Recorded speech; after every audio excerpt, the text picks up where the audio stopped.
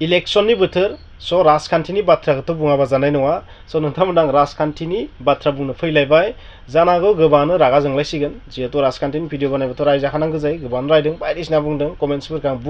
बुंनानै बिथांनि इमेजखौ नस्थ' खालामा बा बिथांखौ आं दुखु मोनहोफिना नोंथांमोना रायनो हागोन टेनसन गैया नाथाय बे बाराव आङो रावनिबो जोंनि बिटिआरनि लिडारनि भिडिअ लाबोआखै बे बाराव आं लाबोदों जोंनि मानगोनां मानब गिदिर चिफ मिनिस्टार हिमन्त बिश्व शर्मा सारनि बिथाङा सासे जोबोर गिदिर प्रेडिक्टर हिसाबै बाथ्रा बुंदों आरो नोंथांमोना गोसोआव लाखि बे जाबाय प्रेडिक्शन पलिटिक्स राजखान्थियाव प्रेडिक्शनाबो जोबोर मोनसे साइकोलजिकेल एफेक्ट खालामो बिनिखायनो गोबां दैदेनगिरिफोरखौ नोंथांमोना बुंनाय नुदों जे आमुगा जोंनि फेक्टरानो नङा जे क'क्राझार लकसभा समस्तियाव जों ओरैनो देरहाखागोन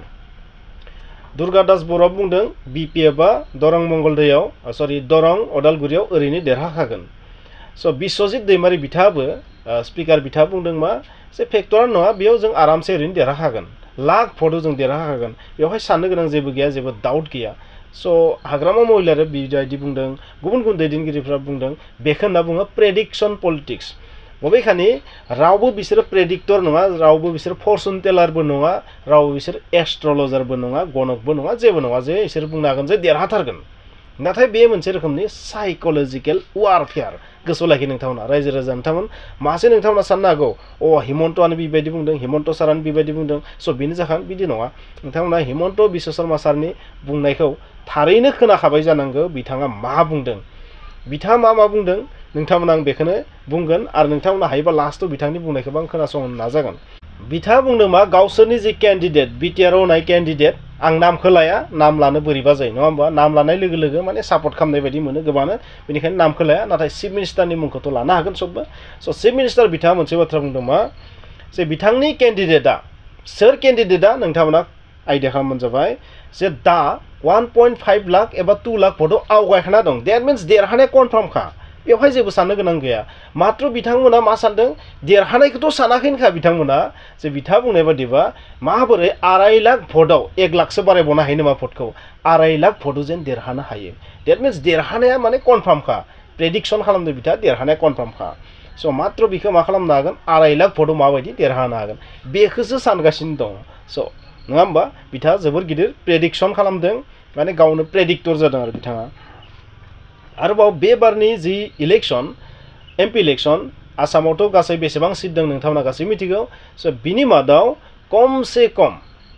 11टाखौ कनफार्म 11टाया कनफार्मखा नाथाय 13 ट्राइ खालामगासिनो दङ 13टा माबोरै लांनो हायो आरोबाव मोननै माबोरै लांबावनो हायो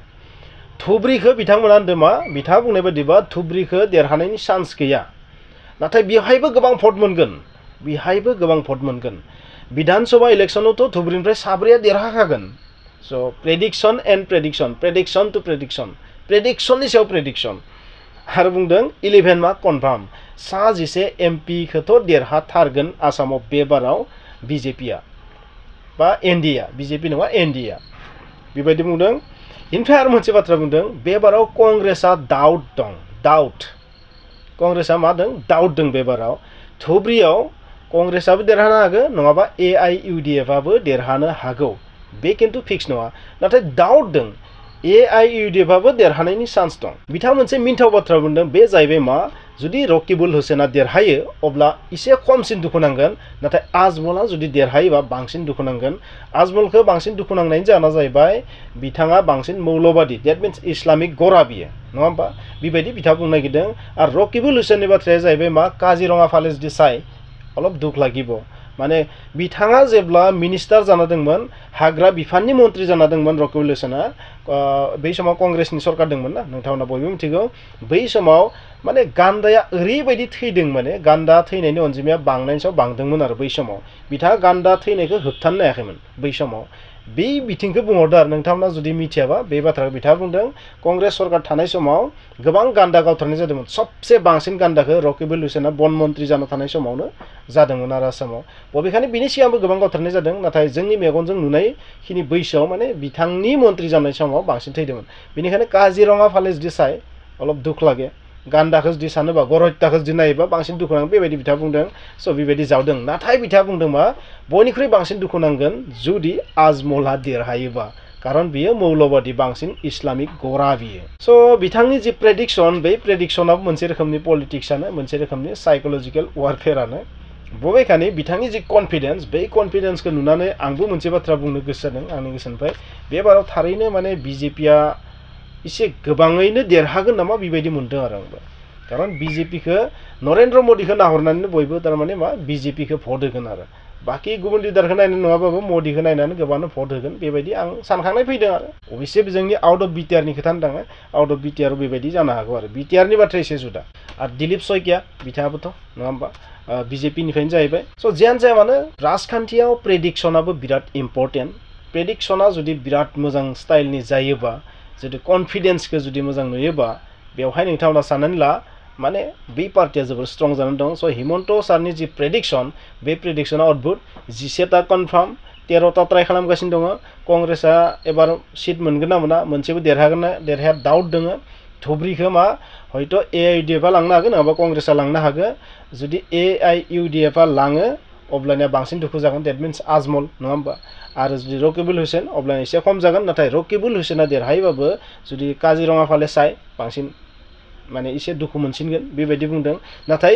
खम बेसे आरो दुखु मोननाया सोरबा सासे थांगोन कारण धुब्रीयाव बिजेपिया देरहानाय नङा बेखौ बिथाङा बेखौबो प्रेडिक्ट खालामबाय आरो देरहानायनि चान्सआ खम बेबायदि गावनो बुंखाबाय सब प्रेडिक्सन नाथाय विधान सभा इलेक्सन जायोबा बैहायबो 7 एमएलएथ' देरहाथारगोन धुब्रीयावबो स' प्रेडिक्सननि सायाव प्रेडिक्सन स' प्रेडिक्सन पलिटिक्स बेखौ होनना बुङो प्रेडिक्सन पलिटिक्स स' फ्रेन्ड्स नोंथांमोनाबो जुदि राजखान्थि मोजां मोनोबा नोंथांमोना फिउचाराव प्रेडिक्सन पलिटिक्स खालामनो दाबाव बहुत पलिटिक्स दङ फान पलिटिक्स दङ इनसाल्ट पलिटिक्स दङ केरेक्टार पलिटिक्स दङ पन्डितफोरनि नोजोराव पलिटिक्सआ मा बिसोरनि डेफिनेसनखौ आं बुंनो थाखाय दै नोंथांमोना दासान जायफोरा राजखान्थि साबजेक्टनि सायाव नलेज दङ जायफोरा आसलि पलिटिशियान नोंथांमोना बेखौ सालिजारि नायनो फैना आं जेबो पलिटिशियान नङा जेबो एक्सपार्ट नङा जेबो बिनि मायबा स्टाडि खालामनानै पिएइचडि खालामनानै फैनाय सुबुं नङा नोंथांमोना बिदि दासान बे जाबाय आंनि राव स' जोङो मेगनजों नुबाय थानाय जाथायफोरखौ बुंदों सोरखौबा केरेक्टारखौ माबायदि गाज्रि खालामनांगोन फिसा फिसा दैदेनगिरिफोरा फिसा फिसा नेताफोरा मा खालामो नेताफोरनि केन्डिडेटफोरनि केरेक्टारखौ माने सारफुङो आरो बदनाम खालामनो नागिरो नाथाय गेदेर लिडारफोरा बेबायदि केरेक्टारनि बाथ्रा बुङा नोंथांनो बे बाथ्रा बयबो मिथिगौ नाथाय फिसा फिसा रेंकनि लिडारफोरा बेखौ खालामो आरो प्रेडिक्सन पलिटिक्सखौ खिन्थु बांसिन गेदेर लिडारफोरा खालामो